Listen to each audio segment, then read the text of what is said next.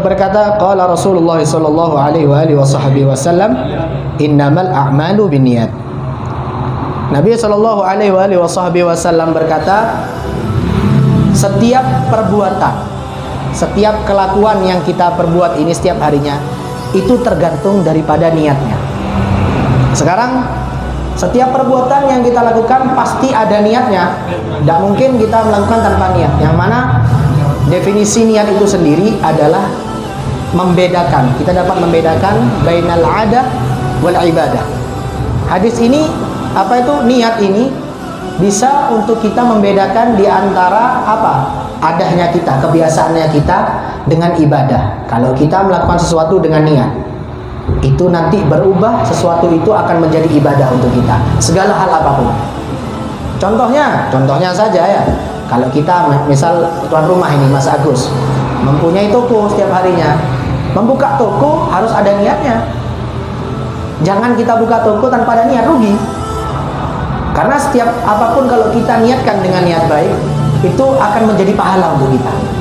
Setiap apapun pekerjaan kita mau jualan misal, niatkan, niat untuk apa? Agar kita mendapatkan ridhonya Allah, agar kita mencari apa? Rezeki yang halal daripada Allah Subhanahu wa taala. Itu termasuk niat kita. Beda, ada niat, ada azam, beda. Yang namanya niat ini adalah muqtarinan bi fi'lihi. Yang namanya niat ini pasti kita melakukannya bareng, bersamaan dengan apa? Dengan yang kita niatkan tadi. Seperti halnya sholat ya. Sholat kalau kita niat, ketika kita mengucapkan takbir, pasti langsung niat dalam hati. Nah, itu disebut niat. Kalau azam apa? Azam ini adalah rencana. Beda. Mungkin sekarang kita berencana, saya nanti pengen sholat malam. Nah, ini azam, belum niat. Nanti kalau kita sholat malam, itu sholat malam, baru kita dihitung niat. Kita ketika takbir, nah itu baru dihitung niat. Ini perbedaan niat dan azam. Jadi kalau kita, misal saya mau sodakoh, ini masih azam. Kalau kita sudah sodakoh, itu niat namanya ya. Jadi niatnya apa? Muqtarinan bi fi'il, qasada syai'un muqtarinan bi fi'lihi. Maksud dari sesuatu yang berbarengan dengan apa yang kita maksudkan tadi. Lebih gampangnya seperti itu. Jadi niat ini definisinya seperti itu. Innamal a'malu binniyat. Setiap perbuatan tergantung daripada niatnya. Wa innama likulli imri'in ma nawa. Dan setiap orang itu tergantung daripada niatnya sudah. Sekarang kalau kita bekerja, apa niat kita? Sekarang kalau niat kita untuk cuma mendapatkan uang, tanpa mendapatkan ridho dari Allah, atau tidak mendapatkan, atau tanpa niat, sudah rugi kita setiap harinya seperti itu. Ruginya apa? Ruginya kita tidak mendapatkan pahala dari Allah. Kalau kita berjualan, kalau kita ingin sesuatu yang lain, niatkan niat baik. Apapun itu. Yang penting jangan niat sesuatu yang haram. Nah, ini yang tidak boleh. Ya, kalau saya niat mencuri, nah ini tidak bisa niat. Nah, tidak boleh. Tetapi bahaya, tidak boleh ya seperti itu. Wa innama likulli imri'in ma nawa. Faman kana hijratu ilallahi wa rasulih. Barang siapa yang hijrahnya, ini hadis tentang hijrah. Jadi sebelumnya saya jelaskan dulu bagaimana kejadian tentang hadis ini. Hadis ini dulu ketika Nabi SAW berhijrah dari Mekah ke Madinah ini, beberapa sahabat sudah dikabarkan oleh Nabi bahwasanya nanti di Madinah sana sampean bakal diberikan harta sama kaum Ansor. Nanti dibagikan apa lagi, atau bagi kaum Ansor yang punya istri lebih dikasih istrinya. Nah, seperti itu. Kalau istrinya lebih ya. Karena persaudaraan bainal muhajirin dan Ansor ini, persaudaraan di dalam karena Allah ini luar biasa. Persaudaraan yang kuat. Nabi ini mempersaudarakan, mempersaudarakan muhajirin dan Ansor ini luar biasa. Sampai mereka tuh seolah-olah saudara kandung. Padahal tidak ada yang kenal kadang. Yang muhajirin tidak kenal dengan kaum Ansor, yang kaum Ansor tidak kenal dengan muhajirin. Tetapi apa? Ketika Nabi mempersaudarakan dua kaum ini luar biasa. Nabi SAW langsung memberikan perintah, ayo sebagian hartanya kaum Ansor. Misal, saya disaudarakan dengan Cak Badrus misalnya, Mas Badrus. Nah, saya ini muhajirin, Cak Badrus kaum Ansor. Ya, Cak Badrus kaya orangnya, Masya Allah, mempunyai istri 4. Misal.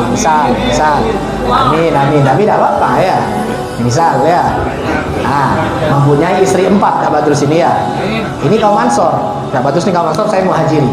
Ketika Cak Badrus ini saya datang, saya hijrah, saya berpindah dari Mekah ke Madinah, Saya ini datang ke Jabal. Langsung Rasulullah bilang, Abdullah, kamu sekarang saya saudarakan dengan Badrus. Alhamdulillah, senang saya disaudarakan dengan Badrus.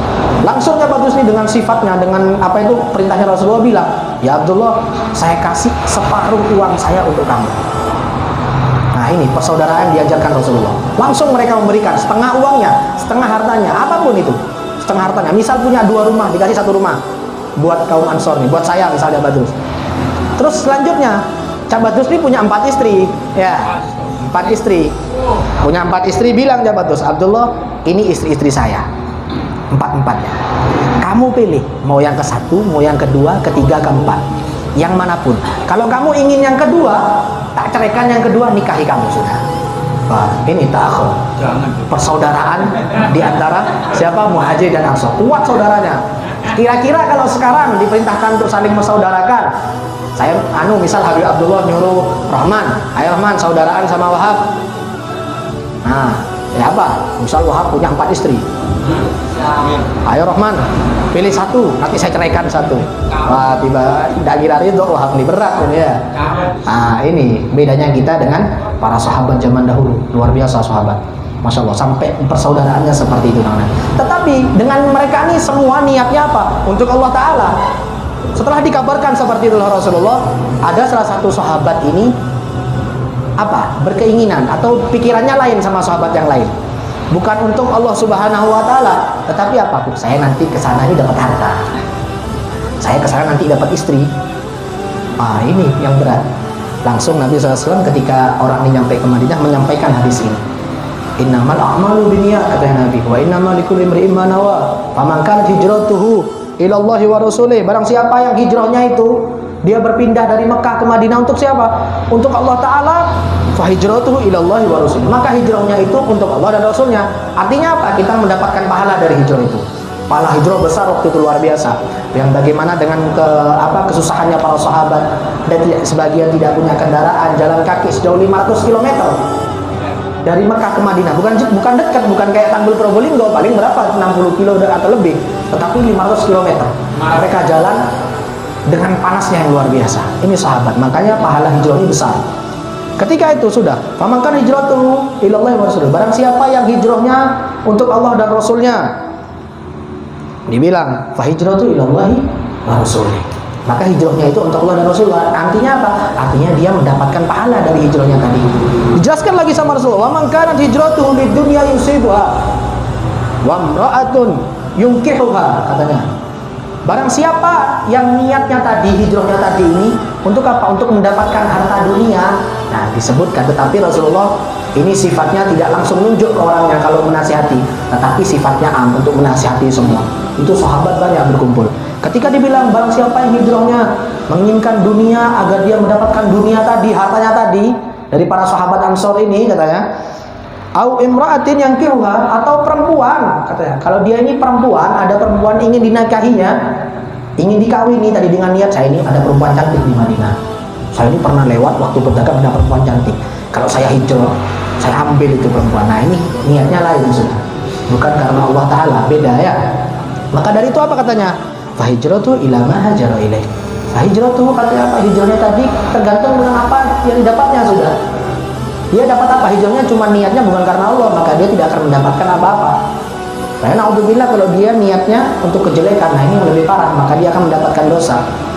Ya, makna hijrah di sini adalah meninggalkan, at-tarku.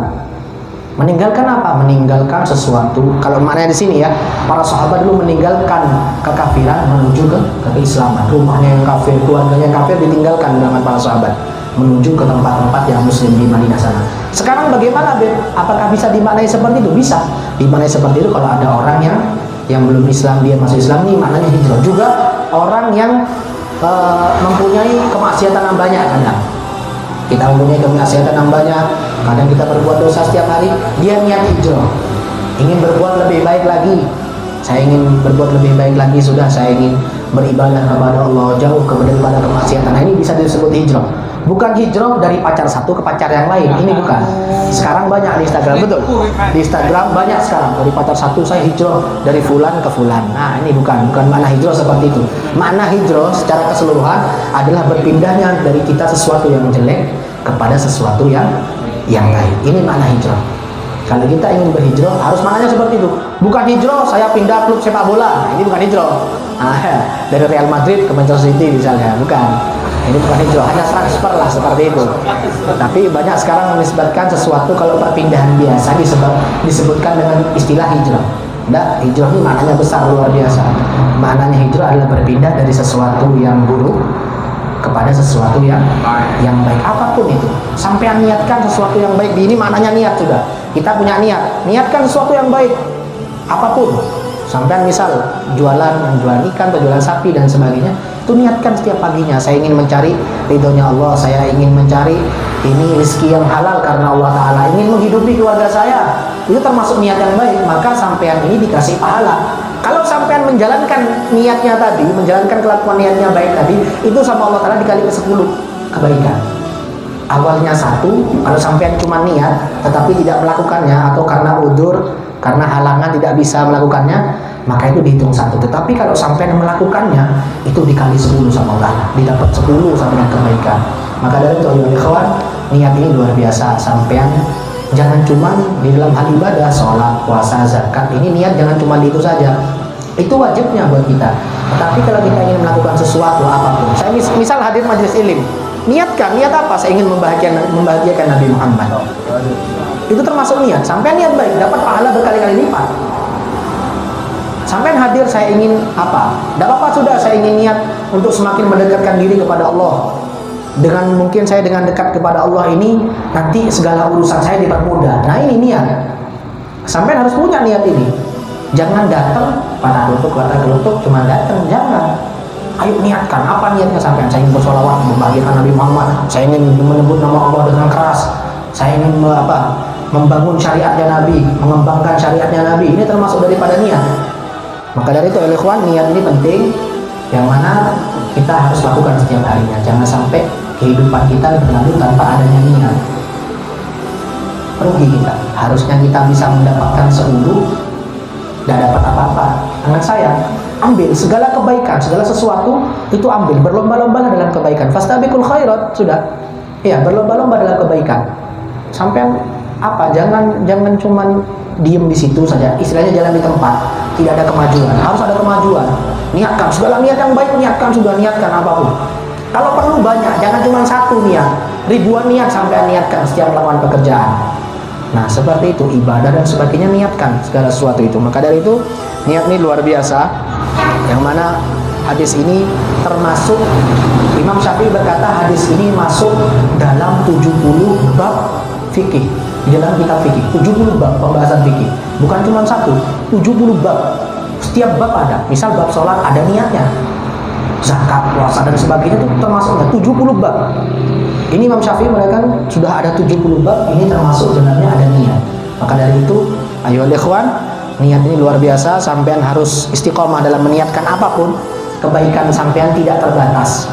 Sampai ingin melakukan kebaikan apapun tidak terbatas, tidak dibatasi oleh Allah. Yang penting sampai ingin melakukan niat karena Allah, melakukan ibadah karena Allah, bekerja karena Allah, insya Allah Allah bakal memberikan apa yang sampai niatkan tadi. Kemudahan, apalagi kelapangannya, punya utang bakal dilunasi. Jangan berpikiran Allah tidak bakal mampu, jangan. Ini pikiran sempit, orang ini pikiran sempit. Pikirkan Allah tuh bakal mampu. Hutang saya misal hutang saya ini ada 2M. Allah maha mampu, jangan khawatir sampai. Apa kalau 2M?